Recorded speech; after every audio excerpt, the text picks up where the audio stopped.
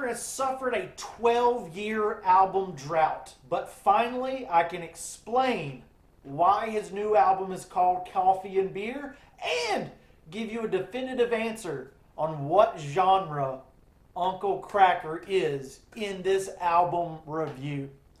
On the opener, High on My Horse, it's more energetic and high octane than we have heard from Uncle Kracker in a little while. That's an Uncle Kracker reference right there for you. Please like the video.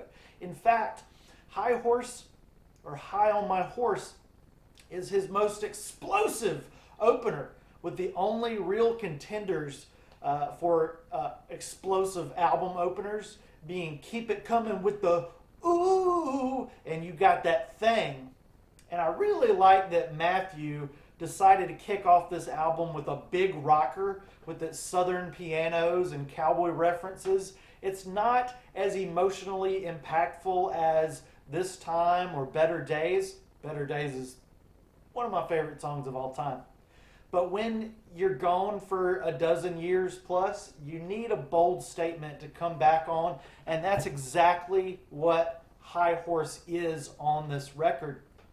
The title track is second in the track listing, the sequencing of this record, but it ain't number 2. If you catch my sniff, it smells good. It's a '90s country anthem, if there ever was one, and everybody knows that the '90s were peak everything. It's got the emotion that the first track kind of sacrificed for rocking out, and you know what?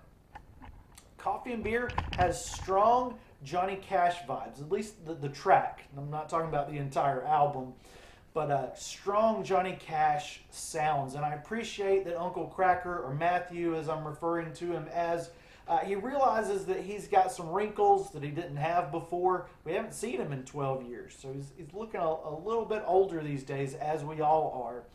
And he doesn't know what Bitcoin is or K-pop, and that's really funny. I am familiar with K-pop, I'm familiar with Bitcoin, but I have no idea how to mine either one of those things. A simple love song is what we've got here. Remember when Uncle Kracker used to rap nasty with Kid Rock and Paradigm? Fatbacks and greens, I'm a scene of amazement. You'll be picking all your teeth off of the pavement. That Kracker with the C? No, Kracker with the K. Kracker. Coffee and Beer also contains those songs that we thought were standalone singles, or at least I did, with Reason to Drink, Cruising, Beach Chair, Sweet 16. Some of the other standalone songs were standalone songs, like No Time to Be Sober and stuff back from a few years ago. But with 13 songs spread over 45 minutes of new music, the inclusion of these songs doesn't damage the full album listening experience. Reason to Drink could fit in with the best material from, say, Happy Hour, and it's just fun to hear. Life Goes On sounds extremely fluffy as well, but the words are pure gold, and this is a contender for highlight of the record, and wow. I got curious. I was right-clicking on these songs on Spotify, as you can do on a laptop. And oddly enough, Uncle Kracker didn't write Life Goes On.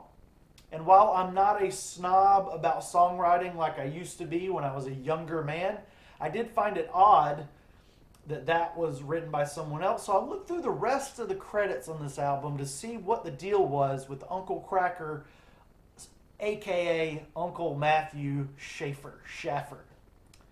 Did he write the majority of this record? Yes, with only another exception being Get Back Home. And we'll talk about that later.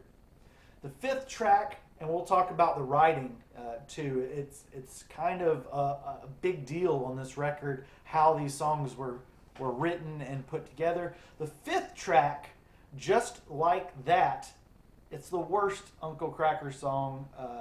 It's the worst that an Uncle Kracker song could be, which is generic and forgettable. It's in one ear and out the other. I think it's this one and that one. And I don't imagine coming around the corner to this one And that's absolutely gut-wrenching considering this one was written by John Rich of Big and Rich fame. I'm going to try to love it now just because he wrote it, like John Rich. That's really incredible. Fortunately, that weak link, just like that, is nestled between the. Fortunately, it's nestled between the majestic Life Goes On and the double whammy of singles Cruising Altitude and Beach Chair, which that music video is a lot of fun. Girls in bikinis and things like that. How is the other song on the album not written by Matthew Schaefer? Well, using outside songwriters, it worked on Life Goes On, but Get Back Home is a different avenue to try the Uncle Kracker vibe on. So it's an experimentation in sound, and I always like it when artists try something different. But it's almost just as bad in the forgettable way as the aforementioned track. And to revisit the songwriting aspect of this record, there's a winning formula that keeps popping up. And you know who it is? It is Paradigm, Uncle Kracker, and Marlon Young, the Twisted Freakin' Brown Trucker Band. They are present on all the highlights of this record, with very few exceptions.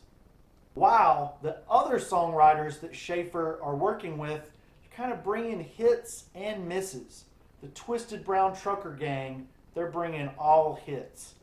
And maybe, I think I figured out something about the title. That's kind of the meaning of Coffee and Beer. The Twisted Brown Trucker Band is bringing the beer, and the behind-the-scenes pop writers and producers are bringing the pop-oriented Starbucks coffee, right? I think that's the idea behind this record. I always try to make albums into concept records, even if they're not. And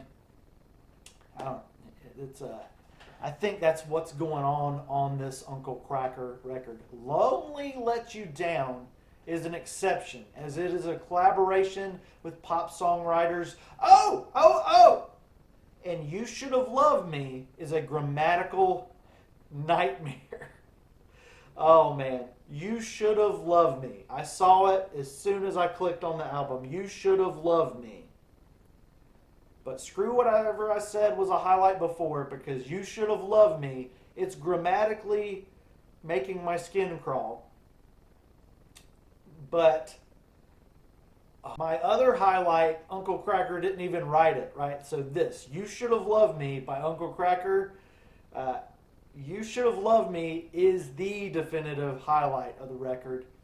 I can be wrong sometimes, but this is, let's just say this is one of the definitive highlights of the record, right? Because the other one, somebody else wrote it, fine.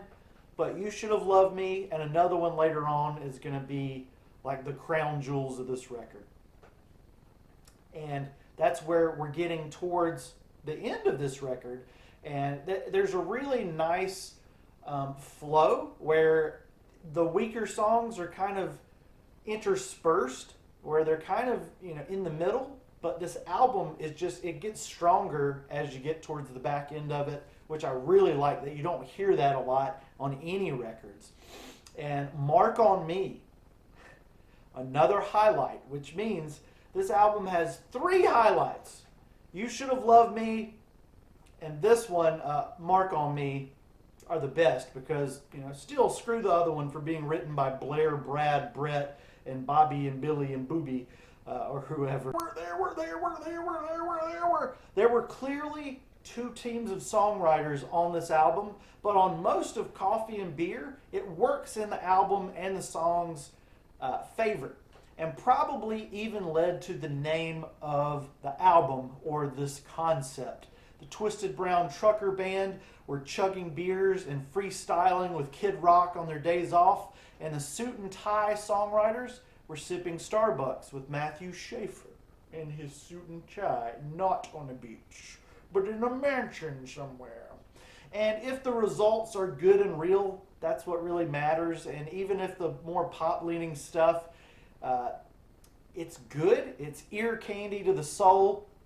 And I love it on this 3.9 out of 5 record. And in the case of what genre is Uncle Kracker, Maury, tell us what we got. We got whether you accept him or just pay child support for him, alternative rock, you are the father!